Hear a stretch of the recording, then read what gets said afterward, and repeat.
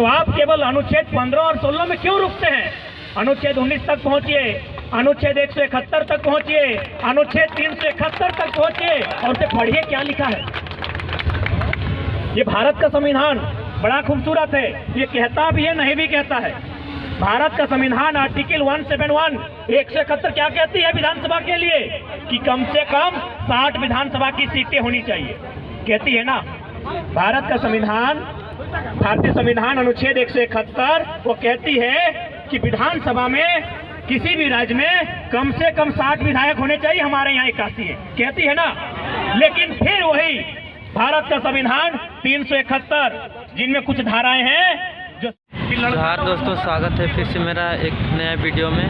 और अभी पहुंच चुके हैं हम मटवारी गांधी मैदान हजारीबाग और यहाँ पर आए हुए हैं टाइगर जयराम महतो और उनका आक्रोश रैली है स्टूडेंट के सामने। बहुत सारे देख सकते हैं, अभी भीड़ भड़ाका लगा हुआ है, जस्ट अभी पहुँचे हैं।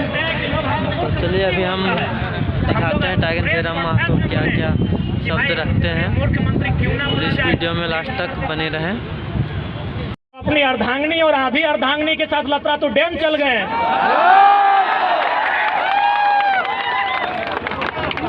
तो हमारे लिए एक नियोजन नीति नहीं बनेगी? आज माननीय मुख्यमंत्री पूरे राज्य में जोहार खतियानी यात्रा लेकर घूम रहे हैं। अरे महोदय, वो कहते हैं ना कि अभी बच्चे का जन्म हुआ नहीं है और आप छठियारी का सामान लेकर आए हैं।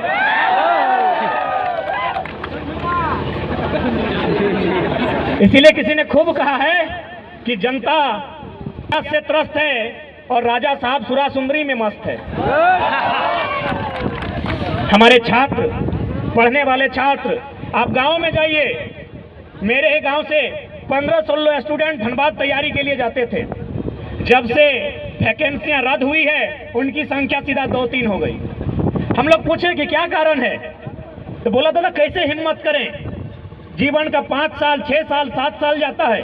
अरे समय जाता है तो अलग विषय है, बाप की आधी पूंजी चली जाती है, माँ की आंखों की रोशनी चली जाती है, छोटे भाई का सपना टूट जाता है। तो क्या करें?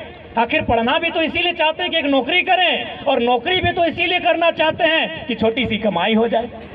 तो हम 5 साल अपना बर्बाद करने के बाद अपने बाप की आधी पूंजी बेकार करने से अच्छा है हम खेतों में हाथ बटाएं, पैसा कमाने से तो मतलब है। तो इसीलिए भैया हम सोच रहे हैं इस बार निरन महीना में खेती करेंगे, धान के बाद गेहूं लगाएंगे, लेकिन करेंगे। सोचिए कितना दर्द, सोच के देखिए कितने दुख में है हमारे छात्र।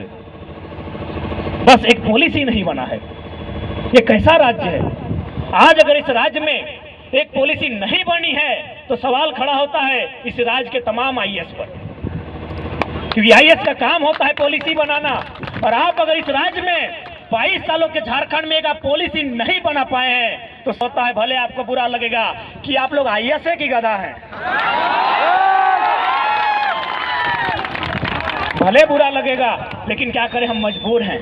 हम टूटे हुए लोग, हम लोग जख्म खाए हुए लोग, अपने आंखों के सामने सपने को टूटते हुए देखने वाले लोग, आज मजबूरी में हमें इन शब्दों का प्रयोग करना पड़ रहा है कि आप आईएएस बन के आए हैं या आप लोग कोयला बालू चोरी करने आए हैं।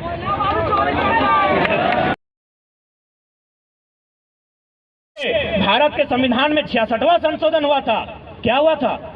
सीएनटी जो 1908 में बना कानून है, उसकी 3 अध्याय को 66वां संशोधन करते हुए 1990 में भारतीय संविधान के अनुसूची 9 में शामिल किया गया था। तो क्या 1908 का कानून जो सीएनटी कानून है वो अंग्रेजों के काल का कानून नहीं है?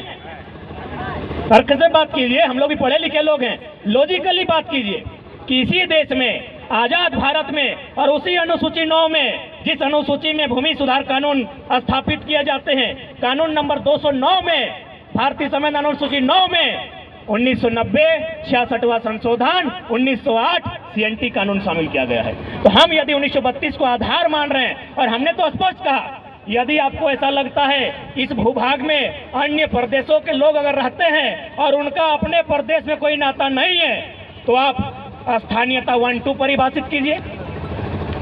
बहुत जगह है, जनरल 1, जनरल 2, जनरल 3 तक है। कानून बनता है इंसान के लिए, इंसान कानून के लिए नहीं बनते हैं। और आप किस कानून की बात करते हैं? मंत्रीगण ओडी में चलते थे, सॉरी एम्बेसडर में चलते थे, समय बदला। BMW, फॉर्च्यूनर, रेंज रोवर, अरे भाई एक एक को गाड़ी बदलता गया, यानी कानून बदला ना, गाड़ी रखना। जो लोग झारखंड के दर्द को नहीं समझ रहे हैं और जो लोग इसे बाहरी भीतरी का नाम दे रहे हैं, उनसे एक ही सवाल किया जाए कि पूरा इंडिया एक रहता, कश्मीर से कन्याकुमारी तक हिंदुस्तान एक, गुजरात से अरुणाचल प्रदेश तक पूरा इंडिया एक रहता, और यदि बंगाल के किसी अभ्यर्थी को केरल में मास्टर बना दिया जाता, क्या हैंडलिंग कर पाते? गुजरात के किसी अधिकारी को नागालैंड में इंस्पेक्टर बना दिया जाता, क्या विधि व्यवस्था कंट्रोल कर पाते? तो इस बात को अगर आप समझते हैं तो इस बात को भी समझना होगा, झारखंड की लड़ाई सही है।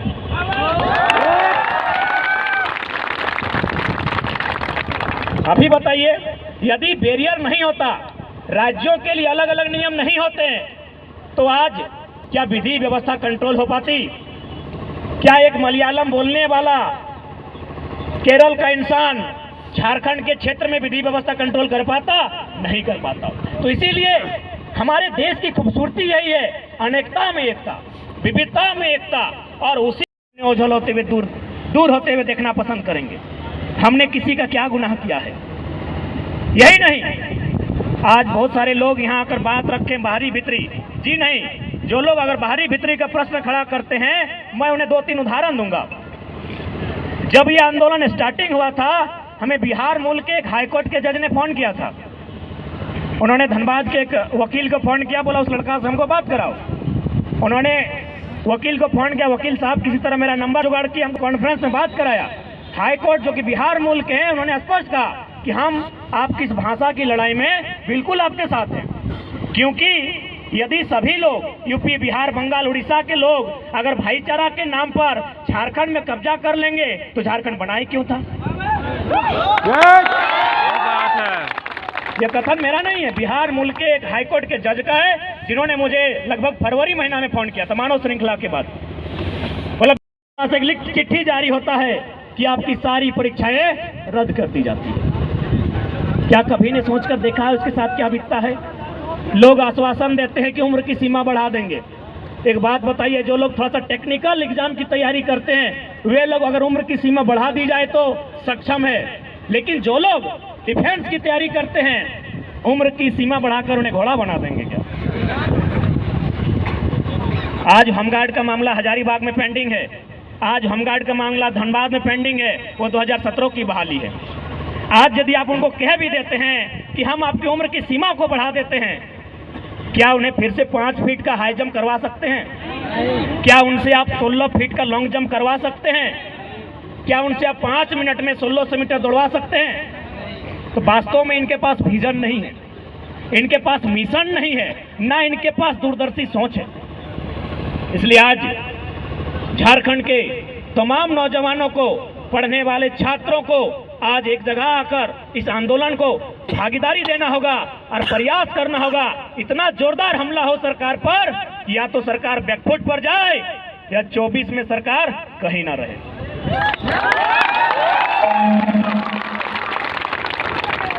पास एक लिखित चिट्ठी जारी होता है कि आपकी सारी परीक्षाएं रद्द कर दी जाती है। क्या कभी ने सोचकर देखा है उसके साथ क्या बीतता है?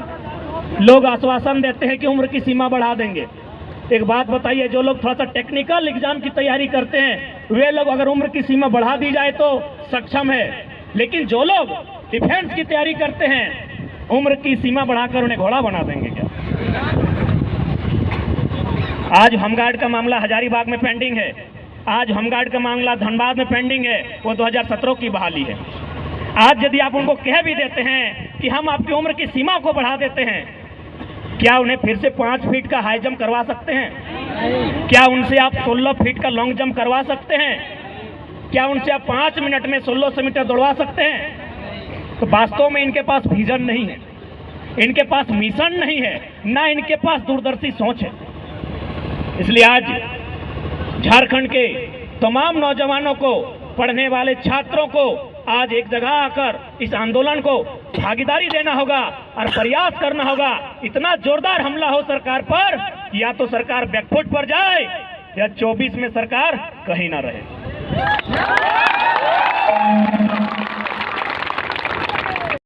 केवल झारखंडियों के साथ क्यों? हमने किसी के साथ क्या गुनाह किया है? हमने कहा किसी के अधिकार को छीना है? दुनिया में हजारों लड़ाइयां लड़ी गई है। एक राजा ने कभी एक रानी के लिए युद्ध किया है, लेकिन हमने जब भी युद्ध किया है इस माटी को बचाने के लिए किया है। हमारा कोई इतिहास बताएगा कि हमने किसी को घर से भगाया है? हमारा कोई इतिहास बताएगा कि हमने कहीं कब्जा किया है? हमने जब भी युद्ध किया है, अंग्रेजों से जब भी मुकाबला किया है, अपनी माटी को बचाने के लिए किया है। तो हमारा गुनाह क्या है? हम बिगड़ा है। आज ये राज्य न जाने कितनी शहादत के बाद, न जाने कितनी माओं की गोद सुनी हुई, न जाने कितनी बहनों की मांग का सिंदूर उजड़ा है, तब जाकर हमने एक नया झारखंड बनाया। यही आपके हजारीबाग जिला के अंतर्गत बिशुनगढ़ प्रखंड है। वहाँ एक बलगमक्का नामक गांव है। एक गांव में सात लोग शहीद हुए। शहीद नहीं हुए, उनका गला किसी का काटा गया, किसी का गोलियों से छलनी किया गया, तब जाके हमें राज्य मिला है। क्या कभी इस दर्द का आभास इन सत्ता में बैठे लोगों ने किया है कि हमने किन परिस्थितियों में ये राज्य लिया है? इसलिए आज जितने भी नौजवान जो अपने घर से बाहर छात्रावास में जाकर तैयारी करते हैं, कभी उनके दर्द को किसी ने समझा है कि किस प्रकार हम अपना मुर्गी, चंगना, छगरी, पठरू, गाय गोरू बेचकर, अगर हमारी माओं के पास अगर पुरखों का गहना है, उसे गिरवी रखकर अपने खेत का जमीन का टुकड़ा किसी को कर्ज में रखकर बड़ी मुश्किल से पैसा जमा करते हैं। क्या उन्हें संविधान की जानकारी है? यदि नहीं है तो आप केवल अनुच्छेद 15 और 16 में क्यों रुकते हैं? अनुच्छेद 19 तक पहुंचिए, अनुच्छेद 171 तक पहुंचिए, अनुच्छेद 371 तक पहुंचिए और उसे पढ़िए क्या लिखा है। ये भारत का संविधान बड़ा खूबसूरत है। ये कहता भी है, नहीं भी कहता है। भारत का संविधान आर्टिकल 171 171 क्या कहती है विधानसभा के लिए? कि कम से कम 60 विधानसभा की सीटें होनी चाहिए, कहती है ना। भारत का संविधान, भारतीय संविधान अनुच्छेद 171 वो कहती है कि विधानसभा में किसी भी राज्य में कम से कम 60 विधायक होने चाहिए। हमारे यहाँ 81 है, कहती है ना। लेकिन फिर वही भारत का संविधान 371 जिनमें कुछ धाराएं हैं जो राजधानी है, रांची राजधानी है, लेकिन हजारीबाग शैक्षणिक राजधानी है। तो शैक्षणिक झारखंड की शैक्षणिक राजधानी में उपस्थित नौजवानों, क्या इससे पहले की भी सरकार की बात करते हैं, उनकी जो नीति थी कि जो यहाँ जन्म लेगा उसे झारखंडी में नियोजन का अधिकार मिलेगा, क्या किसी भी तरह से संवैधानिक और नियमता है कि कोई यहाँ पैदा होगा उसे झारखंडी मान लिया जाए? क्या ये संवैधानिक है? यदि तो कोई तो ट्रेन में पैदा हो जाता है, ट्रेन उसका होना चाहिए। कोई अस्पताल में पैदा होता है, अस्पताल उसका होना चाहिए। तो पैदा होने से जब अस्पताल मेरा नहीं, पैदा होने से वो ट्रेन मेरा नहीं, तो सिर्फ पैदा होने मात्र से उसे झारखंडी कैसे माना जाए?